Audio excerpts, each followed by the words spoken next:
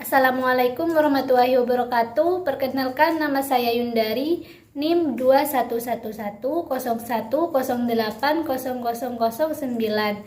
Nah, di sini saya akan mempresentasikan tentang sejarah hadis prakodifikasi pada masa Rasul, sahabat, dan tabi'in. Yang pertama yaitu pada periode Rasul. Masa Rasulullah merupakan masa pertama sejarah perkembangan hadis, di mana pada masa ini terhitung cukup ringkas jika dibandingkan dengan masa-masa selanjutnya. Masa ini berlangsung selama 23 tahun sejak tahun 13 sebelum Hijriah, bertepatan pada tahun 610 Masehi sampai pada tahun 11 Hijriah, bertepatan pada tahun 632 Masehi. Pada periode Rasul, ilmu hadis di masa Nabi belum dinyatakan ada. Akan tetapi, para peneliti hadis memperhatikan dengan adanya dasar-dasar di dalam Al-Quran serta hadis Rasulullah SAW. Rasulullah memerintahkan para sahabat untuk menuliskan ayat Al-Quran serta melarangnya untuk membukukan hadis, supaya tidak terjadinya gabungan antara ayat Al-Quran dengan hadis. Selanjutnya, ada beberapa cara Rasulullah dalam menyampaikan hadis kepada para sahabat yang disesuaikan dengan kondisi para sahabatnya. Yang pertama yaitu melalui para jamaah di pusat pembinaannya yang disebut Majelis Al-Ilmi. Nah, melalui majelis ini, para sahabat memiliki banyak peluang untuk memperoleh hadis sehingga mereka berusaha mengonsentrasikan diri untuk mengikuti kegiatannya.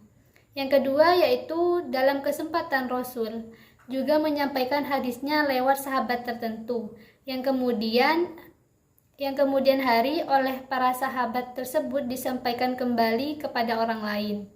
Yang ketiga yaitu menggunakan metode ceramah atau pidato di tempat terbuka seperti peristiwa Haji Wada dan Fathul Mekkah. Yang keempat yaitu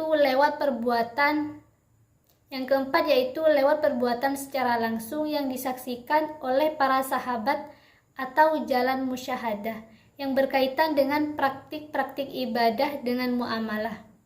Pada masa ini memiliki suatu keistimewaan dibandingkan dengan masa lainnya. Umat Islam di masa ini langsung mendapatkan hadis oleh Rasul sebagai sumber hadis. Antara Rasul tidak ada penghalang yang dapat mempersulit pertemuannya. Tujuan Rasul dalam menuturkan hadis kepada para sahabat diantaranya yang pertama, beliau bermaksud menerangkan kandungan dari ayat-ayat yang diwahyukan oleh Allah kepadanya dengan waktu yang cukup lama. Yang kedua yaitu beliau bermaksud menerangkan kepastian hukum sebuah peristiwa yang dialaminya sendiri. Yang ketiga yaitu beliau bermaksud menerangkan kepastian hukum tentang suatu kejadian yang ada pada sahabat yang ditanyakan kepadanya. Yang kedua yaitu pada masa sahabat. Masa sahabat merupakan periode kedua dalam perkembangan hadis, khususnya di masa Khulafaur Rasyidin, yaitu Abu Bakar As-Siddiq, Umar bin Khattab, Utsman bin Affan, dan Ali bin Abi Thalib. Di masa ini berlangsung sekitar pada tahun 11 Hijriah sampai dengan 40 Hijriah, yang disebut dengan Kibarus Sahabah atau masa sahabat besar. Berikut ini kebijakan dari masing-masing 4 khalifah. Yang pertama yaitu pada masa Abu Bakar As-Siddiq, di mana Abu Bakar As-Siddiq yaitu sahabat Nabi yang pertama kali membuktikan ketelitiannya dalam meriwayatkan hadis yang membutuhkan dengan keberadaannya saksi. Menurut Abu Bakar, dengan keberadaan saksi akan menguatkan kebenaran bahwa hadis tersebut benar-benar disampaikan oleh Rasulullah. Abu Bakar tidak asal langsung menerima periwayatan hadis kecuali disertakan dengan saksi. Bukti lain dari Abu Bakar dalam periwayatan hadis yaitu tampak pada saat membakar catatan-catatan hadis yang ia punyai. Aisyah binti Abu Bakar, yakni putrinya sendiri, mengatakan bahwa Abu Bakar telah membakar catatan yang berisi hadis sekitar 500 hadis karena dia khawatir berbuat salah dalam periwayatan sehingga dia membakar catatannya. Periwayatan hadis pada masa Khalifah Abu Bakar sangat terbatas di kalangan umat Islam, disebabkan pada masa pemerintah Abu Bakar, umat Islam mengalami berbagai ancaman dan keributan yang membahayakan stabilitas kedamaian negara. Dengan ketelitiannya dalam periwayatan yang harus dimaklumi, sehingga jumlah periwayatan hadis sangatlah sedikit. Meskipun dia seorang sahabat yang sudah lama berbaur dan sangat dekat dengan Rasulullah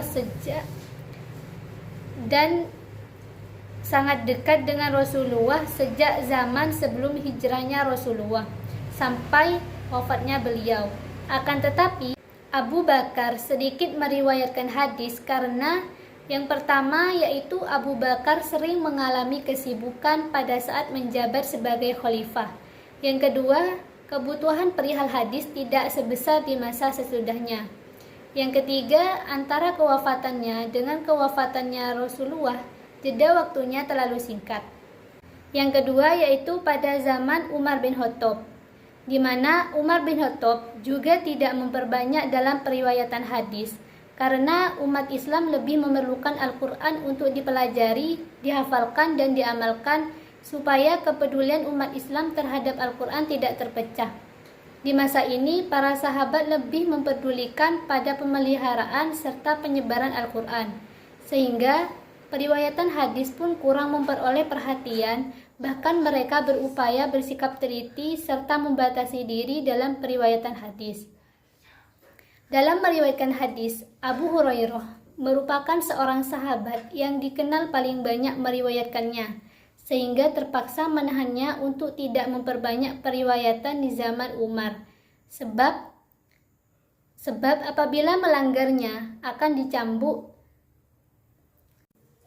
Dari peristiwa yang dialami oleh Abu Hurairah tersebut merupakan sebuah bentuk ketegasan dalam pemeliharaan hadis dari Umar bin Khattab bagi para sahabat. Strategi yang dilakukan oleh Umar bin Khattab dalam memperbanyak periwayatan bukan berarti ia melarangnya para sahabat untuk meriwayatkan hadis, akan tetapi bermaksud supaya masyarakat lebih berhati-hati atau teliti dalam meriwayatkan hadis, dan kepedulian masyarakat terhadap Al-Quran supaya tidak berkurang. Pernyataan ini diperkuat oleh bukti-bukti sebagai berikut. Yang pertama, dalam mempelajari hadis Nabi, Umar bin Khattab suatu ketika pernah memerintahkan kepada umat Islam untuk mempelajari hadis Nabi langsung pada ahlinya. Yang kedua, hadis Nabi yang telah diriwayatkan oleh Ahmad ibnu Hanbal yang berasal dari Umar bin Khattab, periwayatannya sekitar 300 hadis. Umar bin Khattab sendiri sudah banyak meriwayatkannya, sebagaimana Ibnu Hajar al-Asqalani yang menyebutkan nama-nama sahabat serta tabi'in yang terkenal sudah menerima riwayat dari Umar bin Khattab. Yang ketiga, Umar bin Khattab sempat mengagendakan mempersatukan hadis Nabi secara tertulis. Akhirnya, Umar meminta kepada para sahabat dan disetujuinya. Setelah 1 bulan kemudian, Umar pun melakukan sholat istikharah untuk meminta petunjuk kepada Allah, dan pada akhirnya dia memutuskan niatnya karena bimbang dengan mempersatukan hadisnya tersebut. Khawatir memalingkan kepedulian umat Islam terhadap Al-Quran. Yang ketiga yaitu pada zaman Utsman bin Affan, di mana Utsman dalam periwayatan hadis memberi leluasa, sehingga di zaman ini periwayatan hadis lebih banyak dibandingkan pada zaman sebelumnya. Walaupun Utsman pernah mengajak kepada umat Islam dalam khutbahnya supaya lebih teliti dalam melakukan periwayatan, dengan aturan tidak meriwayatkan yang sebelumnya tidak pernah mendengar di masa Abu Bakar. Namun, ajakan tersebut tidak terlalu menekankan, sebab Utsman sendiri tidak sekeras kepribadiannya Umar. Utsman di sini tidak pernah memaksa adanya saksi sebagai syarat utama ketika penerimaan hadis. Dikarenakan pada saat itu wilayah Islam makin tersebar yang menyebabkan persoalan pengurusan kegiatan periwayatan makin bertambah. Yang terakhir yaitu pada masa Ali bin Abi Thalib, di mana periwayatan hadis di zaman Ali bin Abi Thalib ini sumpah tidak menjadi syarat utama lagi seperti halnya pada zaman Abu Bakar.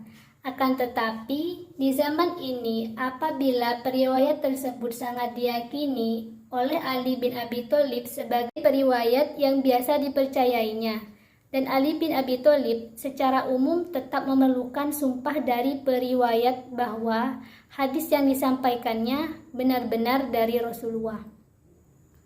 Ali bin Abi Thalib sendiri sudah banyak dalam meriwayatkan hadis. Hadis yang diriwayatkannya ada yang secara lisan dan ada pula yang berbentuk tulisan.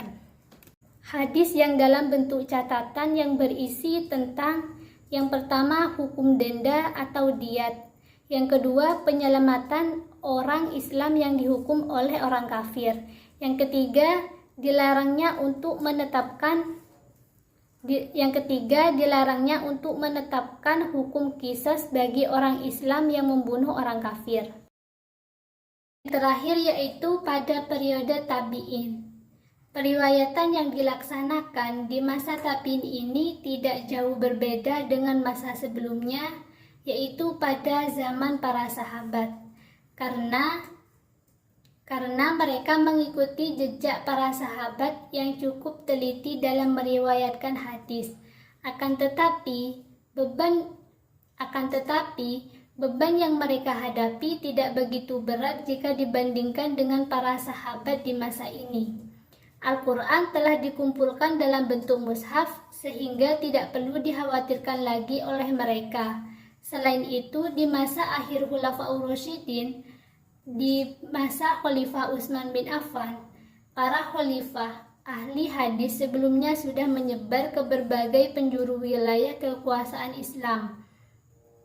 Hal inilah yang mempermudah bagi para tabi'in untuk mempelajari hadis-hadis dari mereka. Selanjutnya, pada saat pemerintahan dipegang oleh Bani Umayyah, wilayah kekuasaan Islam sudah meliputi Mekah, Madinah, Basrah, Syam, Khurasan, Irak, Persia, Spanyol, Afrika Selatan, dan Samarkand.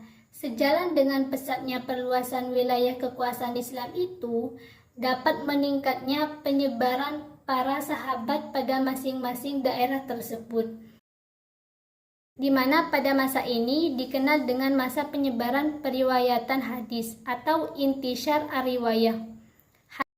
Hadis-hadis yang telah diterima oleh para tabi'in ini ada yang berbentuk tulisan dan ada juga yang berbentuk hafalan. Di samping itu, bentuk yang sudah teratur dalam ibadah dan amaliyah para sahabat yang mereka saksikan sehingga kedua bentuk ini saling melengkapi dan tidak ada satupun yang terlupakan atau tercecer. Pada masa tabi'in ini juga terjadinya perpecahan politik serta pemalsuan hadis, di mana kejadian ini cukup mengkhawatirkan dalam sejarah hadis yang merupakan terjadinya pemalsuan hadis yang menjadi lantaran ialah terjadinya perpecahan politik dalam pemerintahan. Hal ini dapat khawatir akan menimbulkan munculnya tindakan yang mencemar serta menodai kemurnian dari hadis orang-orang munafik, serta orientalis yang dapat dijadikan bukti kuat untuk melemahkan kedudukan hadis. Selanjutnya, perpecahan politik ini sebenarnya terjadi sejak zaman sahabat sesudah terjadinya Perang Jamal dan Perang Siffin, yaitu pada saat kekuasaan ini dipegang oleh Ali bin Abi Thalib. Akibatnya yang cukup panjang dengan terpecahnya umat Islam ke dalam beberapa kelompok Khawarij, Syiah, Muawiyah, serta sebagian besar kelompok yang tidak tercantum ke dalam kelompok tersebut. Dan dari persoalan politik tersebut, baik secara langsung maupun tidak langsung memberikan pengaruh positif dan negatif juga terhadap perkembangan hadis berikutnya. Pengaruh yang berakibat positif yaitu lahirnya usaha yang mendorong dengan adanya tadwin atau kodifikasi hadis yang menjadi usaha penyelamatan dari berbagai pemalsuan serta pemusnahan yang muncul sebagai akibat dari perpecahan politik tersebut. Sedangkan pengaruh yang berakibat negatif ialah dengan munculnya hadis-hadis palsu atau maudhu untuk membentuk kepentingan politiknya serta masing-masing kelompok untuk menjatuhkan kedudukan lawannya. Sekian presentasi dari saya, kurang lebihnya mohon maaf. Assalamualaikum warahmatullahi wabarakatuh.